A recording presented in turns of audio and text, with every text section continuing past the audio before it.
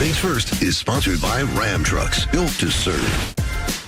Good morning, everyone, and welcome to First Things First. My name is Jenna Wolf. His name is Nick Wright. Chris Canny is joining us this morning. Good morning, Jenna. How are you, Chris? Thanks for being What with up, us. Canny? What's happening, man? How are you doing? You couldn't be more excited to come on this show today. I'm so happy. You couldn't wait. I saw you tweeting during the game yesterday. I know you got. I don't even know what game you're referring to. You know what I'm talking about. He was on one corner with the Patriots. I was on a completely different corner with the Cleveland Browns. And this morning we were both proven right. It's a great day. But listen, by the way, happy birthday to two of the greatest sports figures of anyone's lifetime, Tiger Woods and LeBron James. How about both three? Birthday today. One of those guys won Decade Athlete by AP. Oh, yeah. LeBron James won Athlete of the Decade. The one day we were actually not focusing on basketball because there was so much football to talk about. The playoffs are officially set after a crazy weekend in the NFL. And we're going to start with the biggest surprise to just about everyone, Dolphins included. Oh, I didn't see this yet. Oh, you probably did. Check it out, Nick. Patriots hosting the, quote, thought to be tanking Miami Dolphins. 17-point favorites coming in. Remember, the Pats blew them out back in week 2.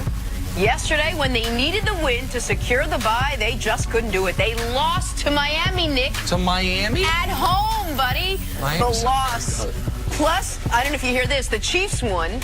They beat the Chargers, so those two things combined drop the Patriots to the 3 seed, which means... Do you get a bye at the 3 seed? They will host the Titans on Wild Card weekend. Heavens to Betsy. And now the Patriots will be on the road the rest of the way if they do indeed win. Let's hear from TB12 after the loss. Well, it was a great chance for us to not play next week, so we didn't take advantage of it. We just didn't play good enough, and we all wish we'd have done a better job. Certainly I do. I have to ask how surprised you were at the outcome of this game, Nick. I was gobsmacked, shocked. I don't know that there have been 5 people more pessimistic about the Patriots in 2019 than me. And I was stupefied that they lost this game this way. Forget the Patriots part of it. They're 17-point favorites. That's the biggest upset in the NFL in 20 years. Not in Week 17, not in New England. Whole league, 256 games a year, 20 years. So we're talking about over 5,000 games played. The biggest upset in 20 years was yesterday in New England. What was on the line? The bye, which we know. Canty, this is one of your, I would say, most basic points, but one of also the most important ones. Hell of a lot easier to win 2 games than to win 3. Hell of a lot easier with a week of rest, guaranteeing at least the divisional round in your building, if not both rounds in your building.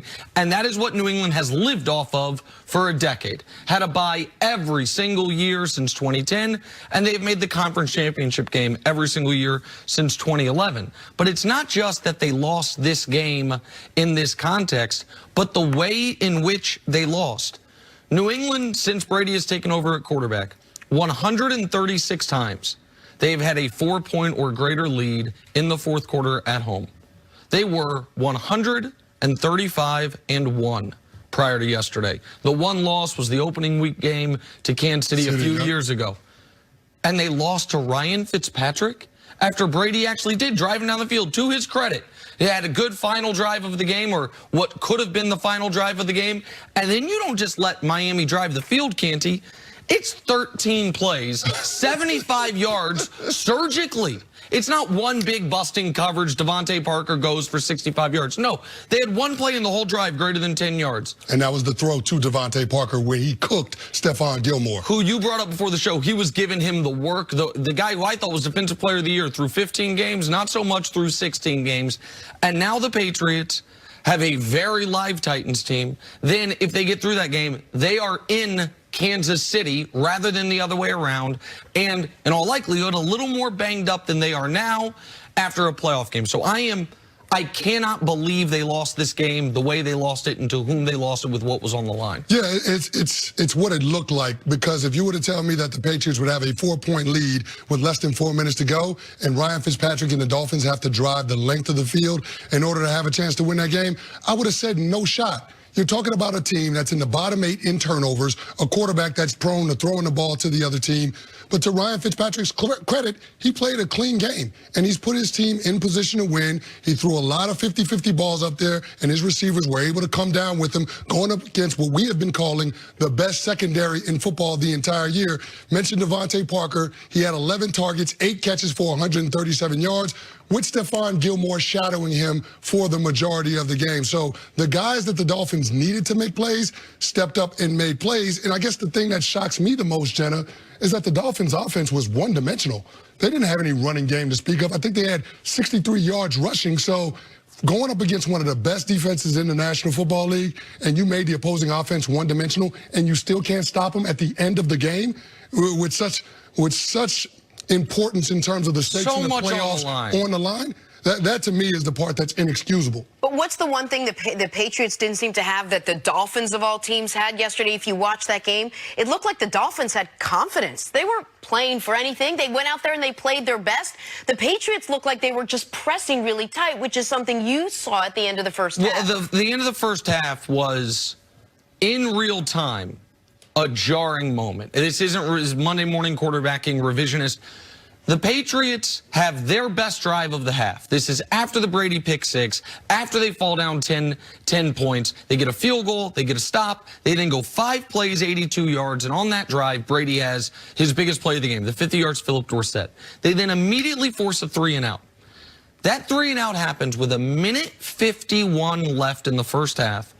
The Dolphins have the ball on their own 20, with the Patriots having all 3 timeouts. And Bill Belichick does not call timeout, does not give Tom Brady, coming off his best drive, the offense with a chance to take the lead. Conditions pretty good. 1:45 and 2 timeouts is what the Patriots could have gotten the ball back with. Instead, he lets the clock tick all the way down. Brian Flores and the Dolphins smartly take the whole play clock. They punt away. Patriots run the ball up the middle. The clock tick down again. Run it again. Go into halftime. That it was such an indictment on the faith Belichick has in the offense. Maybe it's because last week in Buffalo, they went for it near the end of the first half. Remember, they go for it on that 4th down, and it leads to Buffalo getting the touchdown with 6 seconds left in the half. But after Brady has his best moment of the game, that 5-play, 82-yard touchdown drive, to not give them a chance to get a field goal. They needed 40 yards. In 1:40 with 2 timeouts is what they could have had to get in field goal range. To not do that, that loomed large the rest of the game, Canty. No, you're absolutely right. But I don't think that Belichick has any confidence in his offense just because they've shown him for the majority of the season that he shouldn't have confidence in this offense. And we keep waiting for the Patriots to figure it out. And we just have to accept the fact that this group, the 2019 offense for the New England Patriots, won't figure it out. This is the worst offense that Bill Belichick has had in New England this decade on a yards per play basis. So going into the postseason, I don't have any confidence that this team is going to be able to flip a switch. This offense is all of a sudden going to get it together. And in the way that they lost yesterday, it felt like that Patriots defense was all out of favors for their offense. Think about what their defense and their special teams has done all year long. Stealing extra possessions, scoring on defense and on special teams, blocking punts, creating field position. All of those things all of a sudden went away in that game against inferior competition. You're talking about a double-digit loss Miami Dolphins team, and somehow with a bye on the line, you're not able to come through and get that win. That, to me, is surprising. It's not easy to roll into Foxborough and get a win in December. But the fact that the Dolphins were able to do that, that should be a flashing red light for the New England Patriots going into this wild card matchup with the Tennessee Titans team that's dangerous. And look at the difference between the way the Patriots defense played in week 2 when they lost to the Patriots and what you saw after week 2, after the 43-0 victory over Miami, some headlines about the Dolphins. Washington Post, 0-16 as possible. Miami Herald, worst team ever. Dolphins have become national joke. Forbes, Dolphins on pace for worst offense and worst defense in NFL history. That team just went to Foxborough and beat them. Executed a 4th-quarter comeback, had a pick 6 on Brady, beat the Patriots, and now New England's playing wild card weekend for the first team in a decade.